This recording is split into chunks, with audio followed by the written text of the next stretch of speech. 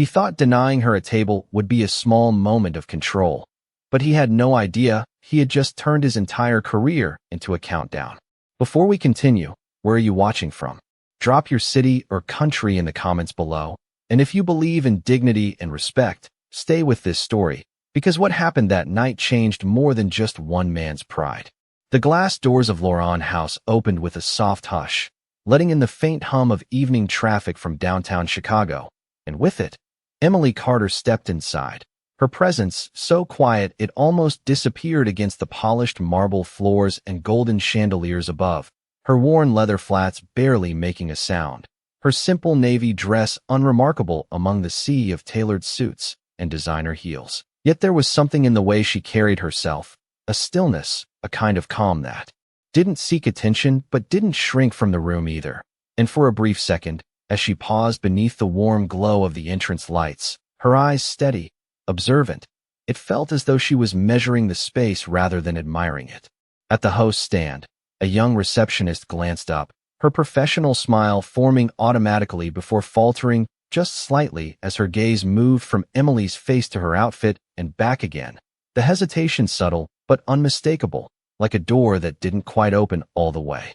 "Good evening," Emily said softly, her voice even, polite, carrying none of the nervous energy that usually accompanied first-time guests in a place like this. "I have a reservation." The receptionist's fingers hovered over the tablet, her expression tightening just enough to betray doubt. "Of course," she replied, though her tone lacked conviction, her eyes already scanning Emily again as if searching for confirmation that didn't quite match what she expected to see.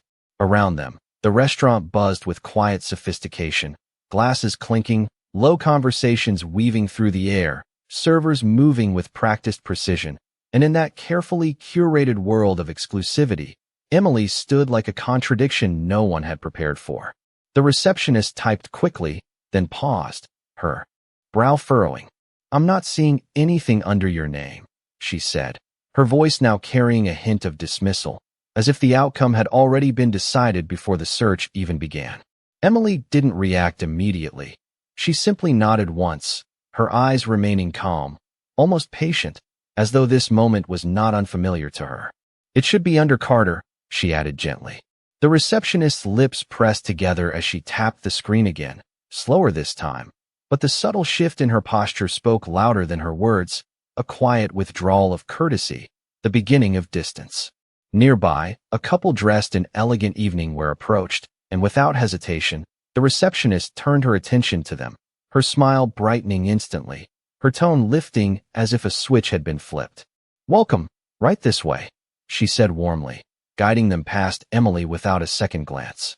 For a moment, time seemed to stretch, the contrast hanging in the air like a silent accusation, and though no one said anything directly, the message was clear enough that it didn't need words.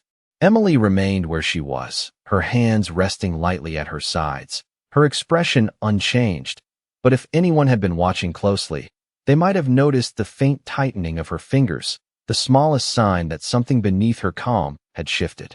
The room didn't stop, the music didn't fade, and yet something subtle had begun, something that would ripple far beyond that polished entrance before the night was over, because in places like this, respect was often measured in appearances, and Emily Carter had just stepped into a room that believed it already knew her story. Emily did not move when the couple was escorted past her, their laughter trailing behind like a soft echo of belonging, and for a few seconds she simply stood there, allowing the moment to settle without resistance, her eyes drifting across the dining room, where crystal glasses caught the warm light, and every table seemed to tell the same story of certainty and status. A world where people did not question whether they belonged because everything about them had already answered that question before they spoke.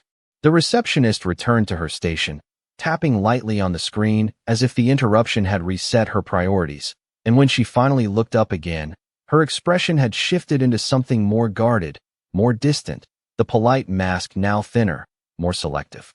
"Ma'am," she said, her voice measured but noticeably cooler, "we are fully booked tonight. If you would like, I can suggest some other places nearby." The words were smooth, rehearsed, but there was a subtle finality in them, a quiet closing of doors that had never truly been opened. Emily tilted her head slightly, her gaze steady, not confrontational, but not yielding either, as if she was listening not just to what was being said, but to everything underneath it. I understand, she replied calmly, her tone unchanged, but I made the reservation this afternoon. Could you please check again? The receptionist exhaled softly, a hint of impatience slipping through, her fingers moving across the screen with exaggerated effort, as though performing a task she already believed was unnecessary. Around them, a few nearby guests had begun to notice, their conversations lowering just enough to make room for curiosity, eyes flickering in quick glances before returning to their tables, the kind of attention that did not intervene but quietly observed. After a moment, the receptionist stopped typing and looked up again, her expression now firm, almost dismissive. Like I said, there is nothing under that name, she said, this time more direct, less accommodating. And even if there were, we do have a dress code policy for the main dining area. The sentence hung in the air with deliberate weight, not loud enough to draw the entire room, but clear enough for those nearby to understand exactly what was being implied. Emily's eyes lowered briefly to her own outfit, as if acknowledging the comment, then lifted again, her face composed, unreadable. She did not argue, did not raise her voice, did not defend herself in the way most people might when placed under quiet scrutiny. Instead, she asked a simple question, her voice soft but precise. Is that the only reason? The receptionist blinked, caught, slightly off guard by the directness, before recovering quickly, her posture straightening. It is our policy, she replied, though the confidence in her tone felt rehearsed rather than rooted. At that moment, a tall man in a tailored charcoal suit approached from the far end of the entrance, his steps measured, his presence commanding without effort, and as he reached the host's stand, the energy shifted almost imperceptibly, the receptionist's demeanor sharpening into immediate attentiveness. Is there an issue? He asked, his voice calm but edged with authority, his eyes moving from the receptionist to Emily with a brief, assessing glance that lingered just a fraction longer than necessary. No issue, the receptionist replied quickly, though the tension in her shoulders suggested otherwise. Just explaining our policies. The man nodded slowly, then turned his full attention to Emily, his expression polite but distant, the kind of politeness that did not invite conversation so much as conclude it. Sir, this is a private establishment, he said evenly. We maintain certain standards for our guests. I am sure you understand. For a moment, silence settled between them, not uncomfortable, but charged with something unspoken, and Emily met his gaze without hesitation, her calm unbroken, her presence no longer blending into the background, but quietly anchoring itself in the center of the moment. I understand perfectly, she said, her voice steady, almost gentle, and there was something in the way she said it that made the man pause, just briefly, as if sensing that this interaction was not unfolding the way he expected, that something beneath the surface had not yet revealed itself, and the room, though still filled with soft music and clinking glasses, seemed to hold its breath just a little longer. Richard Blake held her gaze for a moment longer than necessary, as if trying to place something that did not quite fit the image he had already formed, but years of instinct and habit quickly took over, and his expression settled back into composed authority, the kind that rarely questioned itself. Then I am sure you understand that we cannot make exceptions, he said, his tone firm but controlled, his words carefully chosen to sound reasonable while closing the conversation at the same time. Emily nodded slowly, her eyes never leaving his, her calm presence beginning to contrast more sharply against the subtle tension building around them. Of course, she replied softly, and for a second it almost sounded like agreement, like surrender, but there was something in the quiet certainty of her voice that did not align with defeat. A nearby server paused mid-step, pretending to adjust a tray while clearly listening, and a couple seated near the entrance leaned slightly closer together, their conversation fading into silence as curiosity took hold. Emily shifted her weight gently, not retreating, not advancing, simply remaining exactly where she was, as though the space itself belonged to her as much as anyone else in the room. I just want to be clear, she continued, her tone still even, almost thoughtful. You are refusing to honor a reservation under my name because of how I look tonight. The receptionist's fingers tightened around the tablet, and Richard's jaw moved slightly, a flicker of discomfort passing through his otherwise polished demeanor. "It is not about appearance," he said quickly, though the response came just a fraction too fast. "It is about maintaining the experience our guests expect." Emily listened without interruption, her expression unchanged, but her silence seemed to stretch the moment longer than usual, forcing his words to linger in the air where they could not easily disappear. "I see," she said after a brief pause, and her voice carried no anger, no accusation, just a quiet acknowledgement that somehow made the explanation feel thinner than before. She glanced briefly around the room, taking in the soft lighting, the carefully curated elegance, the subtle glances that now openly followed the interaction, and when her eyes returned to Richard, there was a clarity in them that had not been there when she first walked in. "Then I appreciate your honesty," she added, and with that, she reached into her small handbag, not hurried, not dramatic, simply deliberate, and pulled out her phone. The motion was simple, almost ordinary, yet it drew attention in a way that felt disproportionate, as though the entire room sensed that something was shifting beneath the surface. Richard watched her closely, his posture tightening just slightly, the confidence in his stance beginning to show the faintest crack. "If there is nothing else, I would ask that you step aside," he said, attempting to regain control of the moment, his voice still measured but now carrying a subtle edge. Emily looked at him for one more second, then gave a small nod, not of submission, but of conclusion, as if she had just confirmed something she already suspected. "I will," she said quietly. "But before I go, I just needed to understand how you treat people when you think no one important is watching." The words were not loud, not sharp, but they landed with a weight that silenced even the faintest background murmur, and for the first time, Richard did not respond immediately.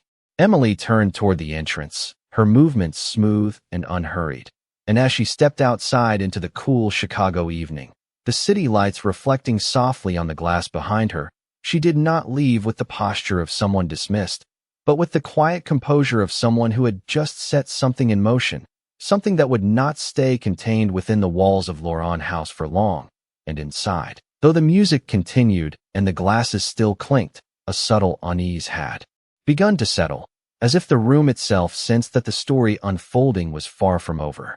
The moment Emily stepped onto the sidewalk, the energy shifted, not in a dramatic burst, but in a quiet, almost imperceptible way, as if the city itself had exhaled and was now waiting, watching, and she paused just outside the glass doors, the reflection of the restaurant's golden interior flickering across the window beside her, her figure small against the towering buildings yet somehow grounded, unmoved. And for a brief second she closed her eyes, not out of frustration, not out of defeat, but as if aligning her thoughts with something deeper, something steady, and when she opened them again, there was no hesitation left, only clarity. Inside, Richard Blake adjusted his cufflinks, the faint crease in his expression still lingering despite his attempt to smooth it away. And though he turned back toward the dining room, resuming his measured pace, there was a subtle disruption in his rhythm, a quiet awareness that the encounter had not resolved as cleanly as he preferred, and the receptionist glanced toward the door more than once, her fingers hovering uncertainly above the tablet, as if expecting something she could not name. Outside, Emily unlocked her phone, her movements calm and deliberate, and she scrolled briefly before selecting a contact, her thumb hovering for just a second before pressing call, the line connecting almost immediately, as though the person on the other end had been expecting her. "Hi," she said softly, her voice unchanged, steady as ever. "I just arrived." There was a pause as she listened, her gaze drifting across the street where headlights passed in smooth lines of white and red, the city alive with its usual rhythm, unaware of the shift about to ripple through it. "No," she added after a moment, a faint trace of something almost resembling amusement touching her lips. "They did not seat me." Another pause, slightly longer this time, and though her tone remained composed, there was a quiet weight beneath her words now, something that carried meaning beyond the surface. "Yes," she continued gently, "I am still outside." Inside the restaurant, a server approached Richard with a question, but his attention was elsewhere, his eyes flicking briefly toward the entrance again, an instinct he could not quite explain, and the soft murmur of conversation around him felt just a shade thinner, as though the room itself had not fully returned to normal. The receptionist shifted her stance, glancing once more toward the glass doors, her earlier confidence replaced by a subtle unease that settled in her posture like a shadow. Outside, Emily ended the call with a quiet tap, slipping her phone back into her bag, and instead of walking away, instead of disappearing into the flow of the city as expected, she remained exactly where she was, her posture relaxed, her presence unhurried, as though she had all the time in the world, and that choice, simple as it was, carried a quiet defiance that no raised voice ever could. Minutes passed, each one stretching just enough to be noticed, and inside, the rhythm of the evening began to feel slightly off balance. Conversations restarting but never quite reaching their earlier ease, glances drifting again toward the entrance as if drawn by something unseen, and then, in the distance, the low, smooth sound of an approaching engine cut gently through the noise of the street, not loud, not attention-seeking, but unmistakably refined, and as the headlights slowed in a sleek black car came into view, pulling up with effortless precision in front of the restaurant, something in the air shifted again, sharper this time, more defined, like the first crack in a perfectly polished surface, and inside, without fully understanding why, Richard Blake turned toward the door just as the vehicle came to a complete stop, the reflection of its polished exterior catching in the glass. And for the first time that evening, uncertainty settled fully into the space he thought he controlled. The car door opened with a soft, controlled motion, not rushed, not hesitant, and the man who stepped out carried himself with a quiet authority that did not need to announce itself, his tailored dark suit catching just enough of the streetlight to reveal precision without excess, his posture straight, his movements deliberate, as if every step had purpose behind it. And as he closed the door, the faint click echoed louder than it should have in the stillness of the moment. Emily did not move toward him, did not wave or call out. She simply turned her head slightly, acknowledging his presence with the smallest shift in her gaze, and for a brief second, their eyes met, an understanding passing between them without a single word spoken, the kind of understanding built over time, over trust, over a shared sense of quiet certainty. Inside the restaurant, the receptionist froze mid-motion, her attention pulled immediately to the figure outside, something about him triggering recognition that she could not yet place, and Richard Blake took a step closer to the glass doors, his expression tightening as he tried to process what he was seeing, the polished surface of confidence he had maintained all evening beginning to feel less stable beneath him. The man adjusted his cuff slightly, then walked toward Emily with an ease that contrasted sharply with the subtle tension now building inside the restaurant. And when he reached her, he did not rush into conversation, did not display concern in a way that drew attention. Instead, he simply stood beside her, his presence enough to shift the balance of the entire scene. "Everything all right?" he asked quietly, his voice low but clear, carrying a calm that did not ask for answers so much as expect honesty. Emily nodded once, her expression composed, almost serene. "I tried to check in," she said, her tone even, but they could not find the reservation.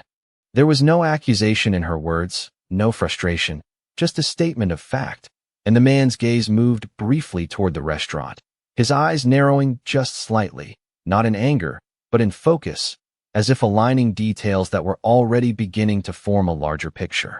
"I see," he replied, and there was something in the simplicity of those two words that carried more weight than a raised voice ever could.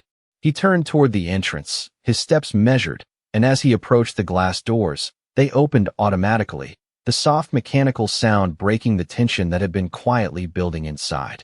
Conversations faltered, not completely, but enough to create a subtle shift in the atmosphere, a ripple that moved through the room without anyone fully understanding why.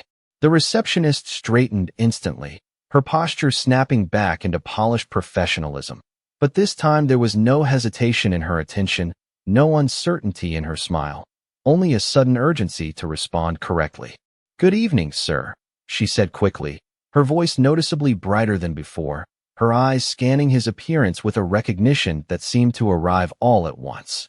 Richard stepped forward as well, his earlier composure now sharpened into alertness, his instincts telling him that this was not just another guest, that something about this moment required a different approach. The man did not return the greeting immediately, his gaze moving past them briefly, taking in the room with a quiet assessment, and when his eyes settled back on Richard, there was a stillness there that felt far more commanding than any display of authority. "My wife has been waiting," he said calmly, his voice steady, not raised, not forceful, yet it carried through the space with undeniable clarity, and in that instant, the air seemed to tighten, the earlier assumptions dissolving under the weight of a single realization that had not yet fully formed but was already beginning to reshape everything. And for the first time that evening, Richard Blake did not have an immediate response, his mind catching up to a truth that had been standing right in front of him all along. For a brief second, no one moved, as if the entire room had been quietly paused by a single sentence that carried more weight than anyone had anticipated. And Richard Blake felt it first, that subtle shift beneath his feet, the moment when certainty begins to slip and something far less comfortable takes its place. "Your wife?" he repeated, the words coming out slower than intended, his mind already retracing the past few minutes, replaying every glance, every assumption, every decision that had led to this exact moment. And as he looked past the man standing before him, his eyes found Emily again through the glass, still standing calmly outside, unchanged, unshaken, as if she had known all along how this would unfold. The receptionist's posture stiffened beside him, her earlier confidence now replaced by a growing realization that crept across her face in stages, subtle at first, then undeniable, and her grip on the tablet tightened just enough to reveal the tension she could no longer hide. The man did not repeat himself, did not raise his voice. He simply held Richard's gaze with quiet patience, the kind that did not demand respect, but made the absence of it impossible to ignore. "Yes," he said finally, his tone even. "Emily Carter." The name landed differently this time, no longer just a line on a reservation list that had been dismissed, but something that now demanded recognition, context, consequence. Richard's expression shifted, not dramatically, but enough to betray the sudden recalibration happening behind his composed exterior, and for the first time, he turned fully toward the receptionist.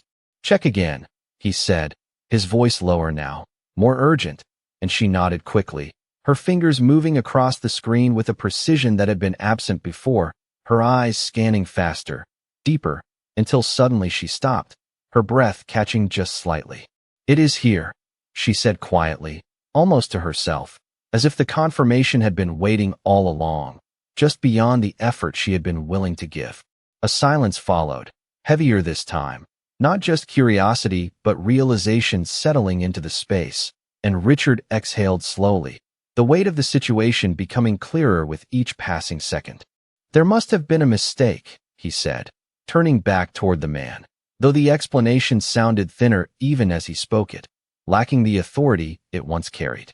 The man regarded him for a moment, his expression unchanged, then glanced briefly toward the door, where Emily still stood, her presence steady, unaffected by the shift now unfolding inside. "Mistakes happen," he replied calmly, "but how you handle them is what people remember." The words were simple, almost understated, yet they carried a quiet precision that left no room for deflection, and for a moment, Richard found himself without an immediate response, something that had not happened in years. The receptionist stepped forward slightly, her voice quick, almost eager now. "We can prepare a table right away, sir, the best in the house." And she glanced toward the dining room, as if already rearranging the evening in her mind to correct what had just occurred. The man did not look at her, did not acknowledge the offer immediately. Instead, his attention remained on Richard, steady, measured, and in that stillness, the imbalance of the situation became unmistakable, the roles quietly reversing without a single raised voice. Outside, Emily shifted her gaze toward the entrance, her expression unchanged, and though she could not hear the words being exchanged, she did not need to, because the outcome had already begun to reveal itself, not in noise, not in confrontation, but in the silence that followed truth when it finally entered the room. Richard Blake felt the room watching him now, not openly, not in a way that would break the illusion of refined privacy, but in subtle shifts of attention, in the way conversation slowed and glances lingered just a second too long. And for the first time that evening, the control he had carried so effortlessly began to feel fragile, like something that could slip if handled carelessly. He straightened his posture, drawing in a quiet breath as he recalibrated, his voice returning with practiced composure, though it lacked the effortless certainty it once held. "Please," he said, gesturing toward the entrance, "let us correct this immediately." The man regarded him for a moment, his expression unreadable, then gave a slight nod, not as acceptance, but as acknowledgement, before turning toward the door. As it opened, the cool night air brushed lightly into the restaurant, and Emily stepped inside once more, her presence unchanged, her movements unhurried, as though the last several minutes had not altered her at all. The receptionist's smile returned instantly, brighter now, almost eager, her tone lifting as she spoke. "Welcome back, ma'am," she said quickly. "Your table is ready." Emily looked at her, not unkindly, not coldly, but with a quiet clarity that made the words feel heavier than they sounded. "Was it not full a moment ago?" she asked gently, her voice calm, carrying just enough to reach those nearby, without drawing attention beyond what already existed. The receptionist faltered, her rehearsed confidence slipping for a fraction of a second before she recovered, her smile tightening slightly. "There must have been a misunderstanding," she replied, though the explanation felt thinner now, almost transparent under the weight of the moment. Emily did not respond immediately, her gaze shifting briefly toward Richard, then back to the room, taking in the carefully arranged elegance, the attentive staff, the guests who now pretended not to watch. And when she spoke again, her tone remained steady, almost thoughtful. "It seems misunderstandings happen easily when assumptions are made quickly," she said. And though her words were soft, they carried a precision that settled into the space like a quiet truth no one could dismiss. Richard stepped forward slightly, his expression composed but undeniably strained beneath the surface. And for the first time, there was a hint of humility in his posture, subtle but real. "We sincerely apologize, Ms. Carter," he said, choosing his words carefully. "Your experience does not reflect our standards." Emily met his gaze, her eyes steady, and for a moment, silence stretched between them again, not uncomfortable, but revealing, as if both understood that the situation had already moved beyond simple correction. Behind her, the man remained still, his presence unchanged, offering no interruption, no escalation, simply allowing the moment to unfold as it needed to. "Standards are easy to speak about," Emily replied quietly, "but they are shown in moments like this." The words landed without force, yet their impact was unmistakable, and a hush fell across the immediate area, subtle but complete, the kind that does not need to be announced. Richard nodded slowly, the weight of her statement settling in, and for a brief second, the polished image of authority gave way to something more human, more aware. "We will do better," he said, though this time, it sounded less like a statement and more like a realization. Emily glanced once more around the room, then back at him, her expression softening just slightly, not in forgiveness, but in understanding, as if she recognized the lesson taking shape in real time.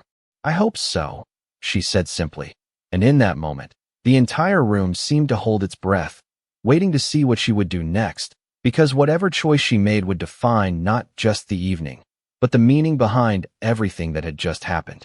Emily let the silence settle for a moment longer, not out of hesitation, but with intention, as if she understood that some lessons needed space to fully land, and then she shifted her gaze toward the table.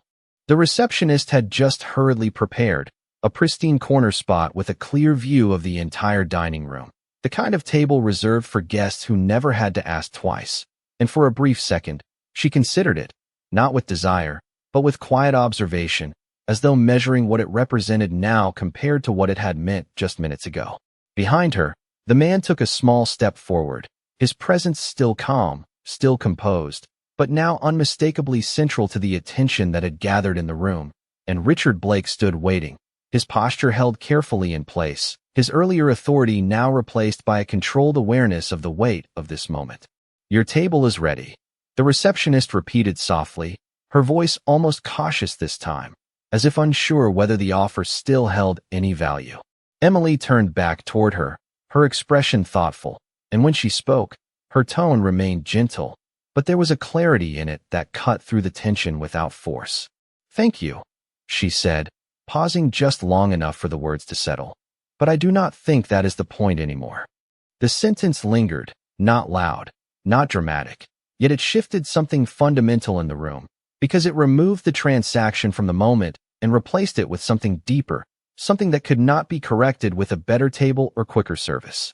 Richard's eyes narrowed slightly, not in resistance, but in recognition, as though he understood that whatever resolution he had prepared was no longer sufficient. Emily glanced briefly toward the man beside her, and though he had said very little, the quiet strength of his presence remained undeniable, not as a shield, but as a reflection of a truth that had always been there, unseen by those who chose not to look. "We came here for dinner," she continued calmly, her voice steady. "But what happened before that matters more than anything you can offer us now." The words carried no anger, no accusation, only a quiet statement of priority that made the entire situation feel unmistakably clear. Around them, the room had grown still again, conversations suspended just enough to allow the weight of her words to settle, and even those who pretended not to listen found themselves caught in the gravity of the moment. Richard nodded slowly, the movement measured, as if acknowledging not just her words, but everything they implied, and for the first time, there was no attempt to recover, no immediate solution offered, only a silent acceptance that the situation had moved beyond control. The man beside Emily finally spoke again, his voice calm, low, but carrying easily through the quiet space. "Respect is not something you add after the fact," he said, his gaze steady on Richard. "It is something you show from the beginning."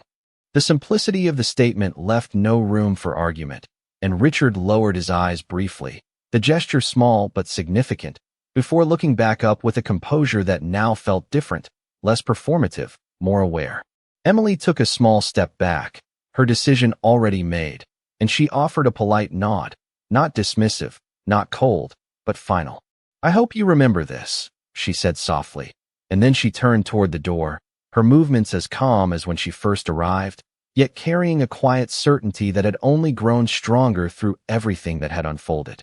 The man followed beside her without another word, and as they stepped out into the night once more, the glass doors closing gently behind them, the room remained suspended in a silence that no one seemed eager to break, because in that moment, something far more lasting than a missed reservation had taken place, something that could not be undone with apologies or adjustments. And inside Lauran House, the meaning of that silence settled deeply. Long after they were gone, outside, the city moved on as it always did, headlights gliding across wet pavement, distant sirens fading into the rhythm of the night, and Emily walked beside the man in quiet step, her pace unhurried, her posture unchanged, as if nothing extraordinary had happened, yet everything had shifted in a way that could not be seen from the outside. He opened the car door for her without ceremony, not as a display, but as something natural, something unspoken between them, and before she stepped in, she paused for just a moment, her gaze drifting back toward the restaurant, the soft glow of its interior still visible through the glass, now distant, now smaller, and for a second, her expression softened, not with regret, but with understanding, as if she knew that what had happened inside would stay there long after she left. "You could have let me handle it sooner," he said quietly as she settled into the seat, his tone calm, not questioning, not critical, just observant. Emily looked at him, a faint smile touching her lips, the kind that carried more meaning than words. "I know," she replied gently, "but sometimes people need to show you who they are before anything else matters." He nodded once, closing the door with a soft click before walking around to the driver's side, and as he sat down, the engine came to life with a low, controlled hum, the car pulling away from the curb with effortless precision, leaving the restaurant behind without a second glance. Inside Lauran House, the silence lingered longer than anyone expected, conversations returning slowly, cautiously, as if the room itself needed time to recalibrate, and Richard Blake remained near the entrance, his posture still, his eyes fixed on the space where Emily had stood, the weight of the evening settling in with a clarity that no training or experience could soften. The receptionist lowered her gaze to the tablet in her hands, but she was no longer reading it. Her thoughts caught in the moment she had replayed too quickly, too casually, now revealing consequences she had not considered before. A server passed by quietly, the usual rhythm of service continuing. Yet something subtle had changed, something that could not be undone by resetting tables or polishing glasses. Richard exhaled slowly, his shoulders lowering just slightly. And for the first time that night, there was no performance left in him, no carefully maintained image, only the quiet realization of a lesson learned too late for that moment, but not too late to matter. He turned toward the dining room, his steps slower now, more deliberate, and though the evening continued, there was a new awareness in the way he moved, in the way he looked at each guest, each interaction, as if seeing them for the first time without the filter he had relied on for so long. Outside, the car merged into traffic, the city lights reflecting across its windows, and Emily leaned back in her seat, her gaze steady,